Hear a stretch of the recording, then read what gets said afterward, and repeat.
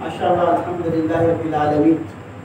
سلسلہ فیضان رمضان اور اس مبارک رات میں الحمدللہ عاشقان رسول جمع ہیں.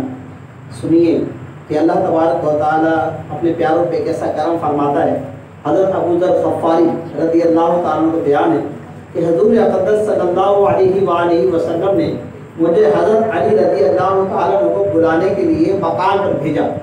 تو میں نے وہاں دیکھا کہ ان کے گھر میں چکی بغیر کسی چلانے والے کے خود بخود چکی چل رہی ہے، چکی گھوم رہی ہے.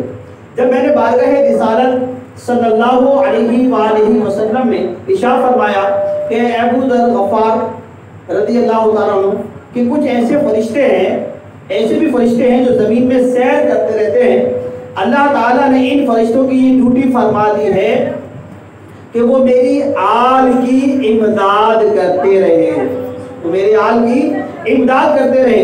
اسی روایت سے یہ سبق ملتا ہے کہ پیارے آقا علیہ السلام کی آل پاک کو بارگاہ خداوندی میں اس قدر قرب اور مقبولیت حاصل ہے کہ اللہ تعالیٰ نے کچھ فرشتوں کو ان کی امداد و نصرت اور حاجت اور برآوری کے لیے خاص طور پر مقرر فرما دیا ہے. بیشک حضرات اہل بیت کو آقا علیہ السلام کی نسبت کا خاصے کی وجہ سے حاصل ہوا.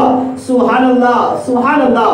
سلطان مدینہ صلی اللہ علیہ وسلم کی عزت و عظمت اور ان کے وقار اقتدار کا کیا کہنا کہ آپ کے گھر والوں کی چکی فرشتے چلایا کرتے تھے. کیسا کرم ہے اللہ تبارک و تعالیٰ کا اہل بیت اطہار اجمعین پر. تو میٹھے اسلامی بھائیوں معلوم ہوا کہ اگر ہم بھی چاہتے ہیں کہ ہماری بھی نسلیں میں عاشق رسول پیدا ہو تو ہمیں بھی چاہیے کہ اہل بیت اطہار اجمعین سے پیار کریں. اور کس انداز میں دیکھیں بات معلوم ہوئی ہے کہ فرشتے جو ہیں وہ آتے ہیں اور جو چکی جو ہے وہ فرشتے چکی چلایا کرتے ہیں. اللہ اکبر. آقا علیہ السلام فرماتے ہیں کہ کچھ فرشتے ایسے جو زمین میں سیر کر رہے ہیں اور جو میری آل کی امداد بھی فرماتے ہیں.